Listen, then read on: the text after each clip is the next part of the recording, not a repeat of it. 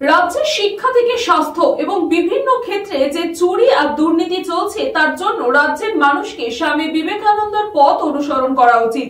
আজ আগরপাড়ায় রামকৃষ্ণ বিবেকানন্দ মিশনের বিএড কলেজের উদ্বোধন করতে এসে এমনই জানান বিজেপির রাজ্য সভাপতি সুকান্ত মজুমদার। শিক্ষা থেকে শুরু করে স্বাস্থ্য থেকে শুরু করে সব জায়গাতে চুরি আর জোচ্চুরি।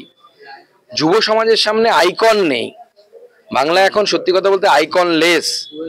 যাদেরকে দেখে বাংলার যুব সমাজ সঠিক পথে হাঁটবে, সঠিক জায়গায় হাঁটবে।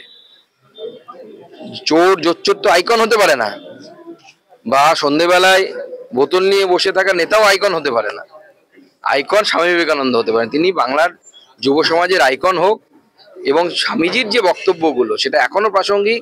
চালাকির দ্বারা কোনো মহৎ কার্য হয় না। যারা চালাকি করতে যায় তারা আজ না হয় কাল ধরা পড়বে।